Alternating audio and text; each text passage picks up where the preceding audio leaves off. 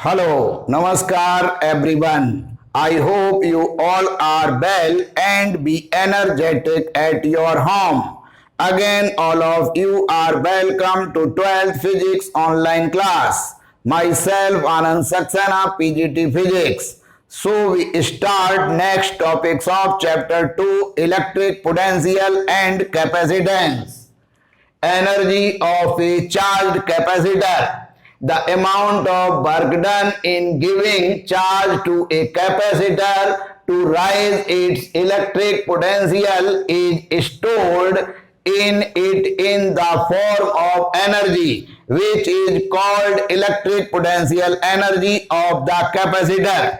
किसी कैपेसिटर की electric potential को इंक्रीज करने के लिए उस कैपेसिटर को जो चार्ज दिया जाता है, उस चार्ज को देने में जो वर्क डन होगा, वो work done electric potential energy के रूप में उस कैपेसिटर में प्रेजेंट यूनिफॉर्म इलेक्ट्रिक फील्ड में संचित हो जाएगा। हमें पता है कि कोई कैपेसिटर है, उस कैपेसिटर में सेम शेप और सेम एरिया की दो प्लेट्स होती हैं, जिन पर सेम मैग्नीट्यूड और अपोजिट नेचर का चार्ज होता है।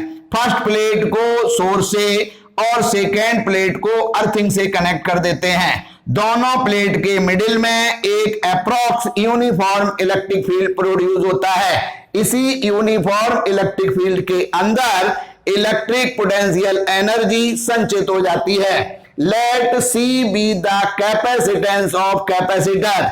हमारा जो कैपेसिटर है, सपोज उसकी कैपेसिटेंस कैपिटल सी है। Suppose at a stage during the process of charging, charge on the capacitor is small q and its electric potential is v dash। कोई capacitor है, जब हम उस कैपेसिटर को कोई चार्ज प्रोड्यूस करेंगे तो वो step by step charge produce कर पाएंगे, यानी चार्ज का मैग्नीट्यूड 0 से कैपिटल Q तक हम इंक्रीज करेंगे। ठीक उसी रेशियो में पोटेंशियल भी इंक्रीज होगा। सपोज कीजिए किसी कैपेसिटर को हम कैपिटल Q चार्ज प्रोवाइड करके V पोटेंशियल प्रोड्यूस करना चाहते हैं। अब हमने उस कैपेसिटर को चार्जिंग पर लगा दिया। किसी पर्टिकुलर टाइम इंटरवल पर चार्ज मैग्नीट्यूड स्मॉल q है, उस समय पोटेंशियल की वैल्यू v डैश होगी। v dash is equal to q upon c। So work done in bringing further a small charge dq from infinity to the capacitor is. उसी time पर हम small dq charge और किसी capacitor, उस capacitor को produce करते हैं, यानी dq चार्ज प्रोवाइड करते हैं। तब उस समय जो वर्क डन होगा वो dw is equal to v dash into dq।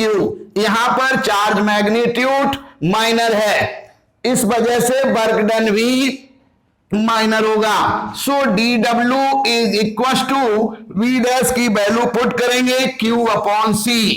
अब q upon c into dq। So total work done, so total work w is equal to integration dw limit 0 to capital Q। So w is equal to integration limit 0 to capital Q। अब dw की value q upon c into dq। So w is equal to 1 upon c, constant बाहर, integration 0 to q into dq। So w is equal to 1 upon c। जब q का हम integration करेंगे तो q square upon 2 limit 0 to capital Q। अब हम यहां पर लिमिट पुट करेंगे तो w is equal to 1 upon 2c q square minus 0। So w is equal to q square upon 2c। This work is stored in the form of potential energy u of the capacitor. So u is equal to w। So u is equal to q square upon 2c। Here Q is equals to CB. So electric potential energy U is equals to C square V square upon 2C. C से single C cancel. So U is equals to half CB square. Again capacitance of capacitor C is equals to Q upon V. So electric potential energy U is equals to half C की value है Q upon V into V square. V से V cancel.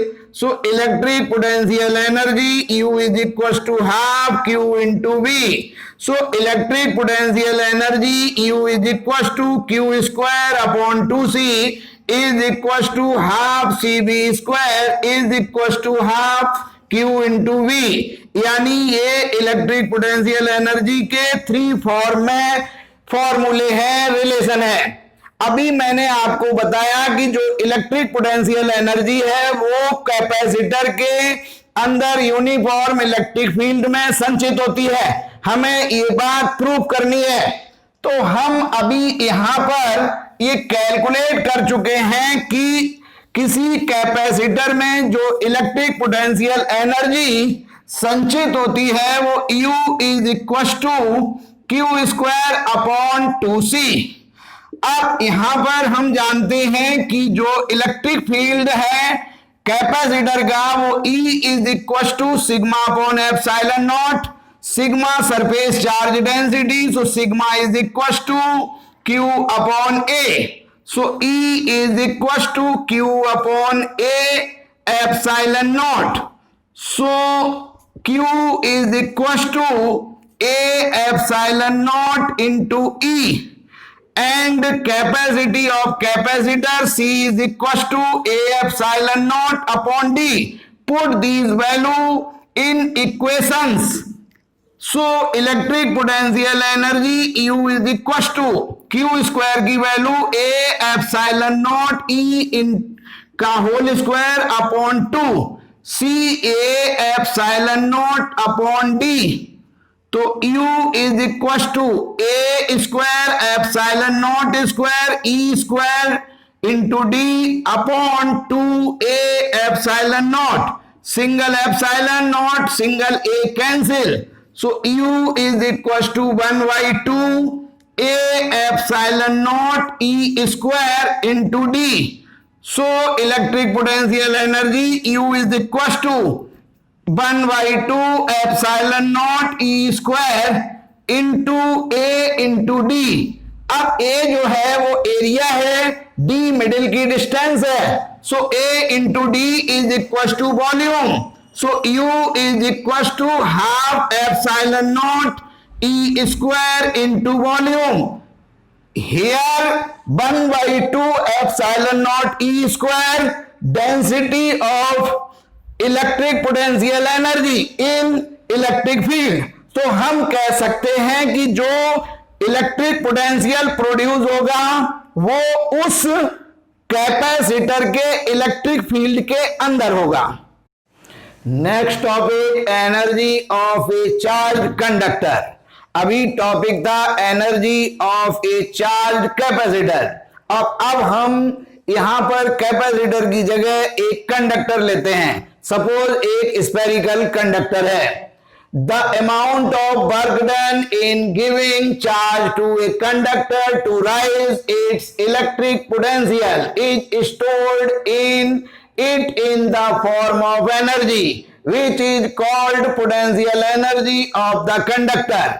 किसी conductor की potential को increase करने के लिए उस कंडक्टर को जो चार्ज प्रोड्यूस किया जाता है उस चार्ज की वजह से जो वर्क डन होगा वो वर्क डन उस कंडक्टर की इलेक्ट्रिक पोटेंशियल एनर्जी के फॉर्म में स्टोर हो जाएगा. Let C be the capacitance of the conductor. हमारा जो स्फेरिकल कंडक्टर है सपोज उसकी कैपेसिटी कैपिटल C है.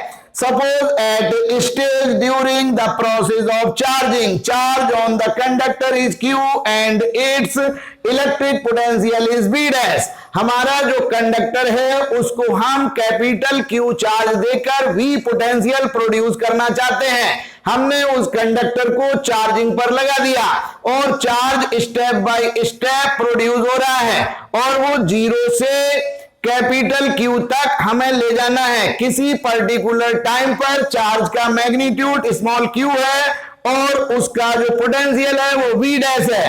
अब कोई कंडक्टर है, उसका potential V dash is equal to 1/4 pi epsilon naught Q upon capital R। Here capital R radius of the conductor. So work done in bringing further a small charge dq from infinity to the conductor is, हमने उस conductor को तभी हमने dq charge और produce किया तब work done dw is equal to v dash into dq. So dw is equal to v dash की value 1/4 pi epsilon naught q upon r into dq।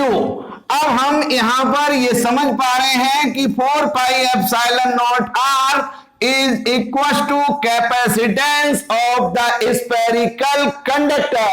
So dw is equal to q upon c into dq. So total work done w is equal to integration limit 0 to capital Q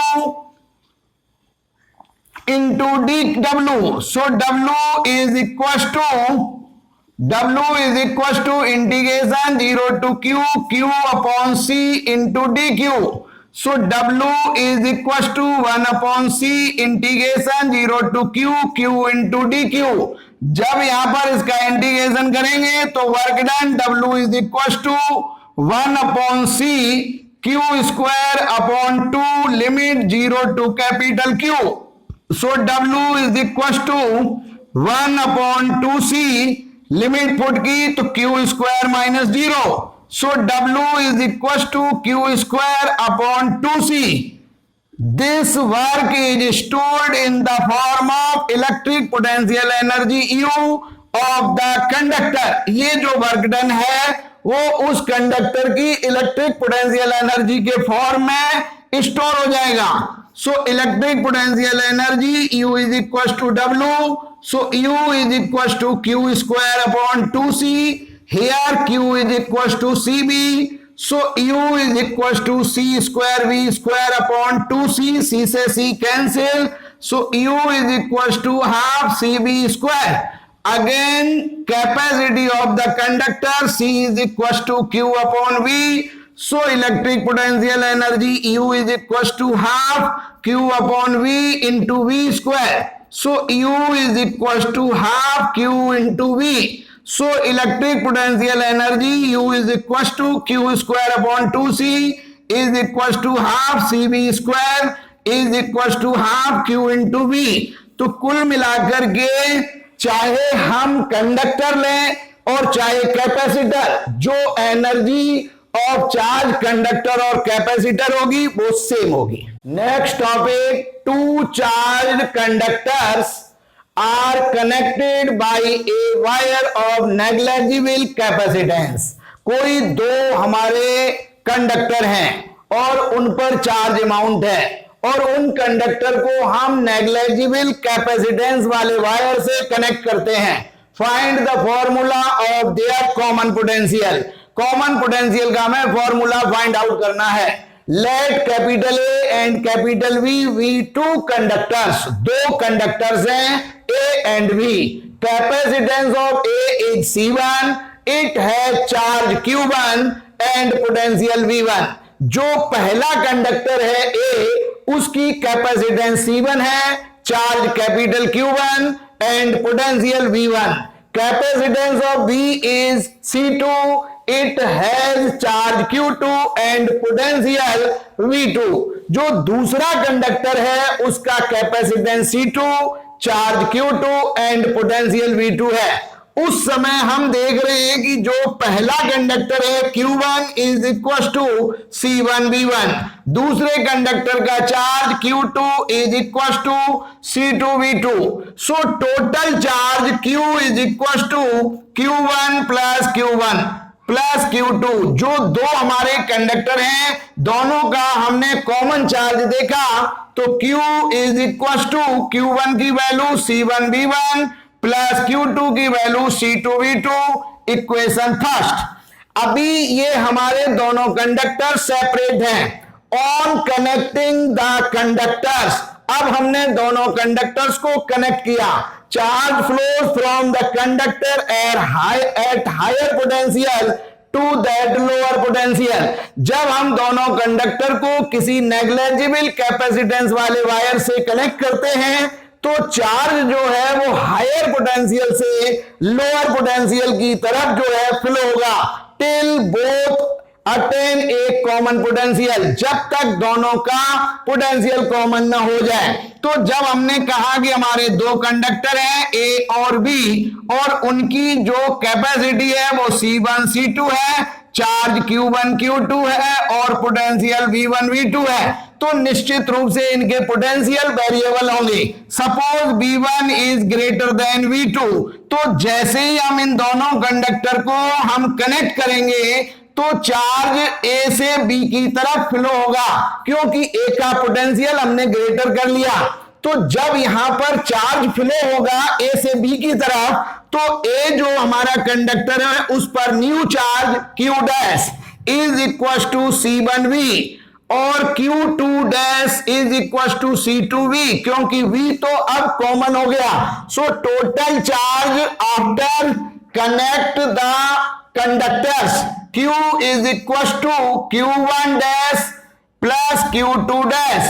So put the value of Q1 and Q2. So Q is equal to C1V plus C2V. So Q is equal to V common लिया मैंने, तो C1 plus C2 from equation second, from equation first and second, from equations first and second. तो यहां पर LHSQ, इधर भी LHSQ, so RHS is also equal. So V C1 plus C2 is equal to C1V1 plus C2V2। So V is equal to C1V1 plus C2V2 divided by C1 plus C2, यानी हमने common potential find out कर लिया। अब suppose कीजिए कि हमारे ये दो कंडक्टर हैं वो शेप उसकी स्फेरिकल है, then C1 is equal to 4 pi epsilon naught R1 and C2 is equal to 4 pi epsilon naught R2, then V is equal to 4 pi epsilon naught R1 V1 plus 4 pi epsilon naught R2 V2 divided by 4 pi epsilon naught R1 plus 4 pi epsilon naught R2। So V is equal to 4 pi epsilon naught common R1 V1 plus R2 V2 divided by 4 pi epsilon naught common R1 plus R2। 4 pi epsilon naught common cancel, so common potential V is equal to R1 V1 plus R2 V2 divided by R1 plus R2. Next topic, loss of electric potential energy during the sharing of charge. हमारे पास दो जो है conductor हैं, जब हम उसे connect करते हैं यानी शेयरिंग चार्ज, उस समय हमारा जो कंडक्टर है उसका charge one conductor to second conductor transfer होगा, जब तक दोनों कंडक्टर का पोटेंशियल कॉमन ना हो जाए। उस कंडीशन में इलेक्ट्रिक पोटेंशियल एनर्जी में लॉस होता है, जो हमें फाइंड आउट करना है। तो सबसे पहले इनिशियल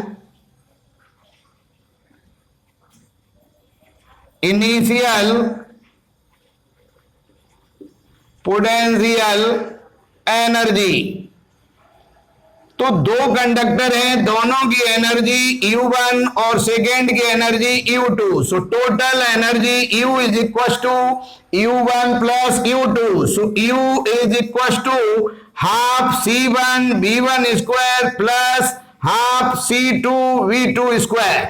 ये उस समय एनर्जी है जब दोनों कंडक्टर सेपरेट हैं. उस समय फर्स्ट कंडक्टर की कैपेसिटेंस C1, सेकेंड कंडक्टर का कैपेसिटेंस C2. फर्स्ट कंडक्टर का चार्ज Q1 पोटेंशियल V1 और सेकेंड कंडक्टर का charge Q2 potential V2. So total potential energy initial यानी before connection U is equal to half C1 V1 square plus half C2 V2 square. Equation first. अब है after connection. जब हम उसको connect कर देंगे उस समय कंडक्टर एक होगा और उसकी कैपेसिटी C1 प्लस C2 होगी. Then potential energy U dash is equal to half capacity C1 plus C2 और कॉमन पोटेंशियल V. तो U dash is equal to half C1 plus C2 V square. Here V is equal to C1 V1 plus C2 V2 divided by C1 plus C2. So U dash is equal to half C1 plus C2 और V की value रख के square करेंगे तो C1 V1 plus C2 V2 whole square upon C1 plus C2 whole square. ये C1 plus C2 cancel तो U dash is equal to half into C1 V1 plus C2 V2 whole square divided by C1 plus C2. यानी after connection ये potential energy है. So loss of potential energy U dash is equal to U minus U dash initial potential energy minus after connection potential energy.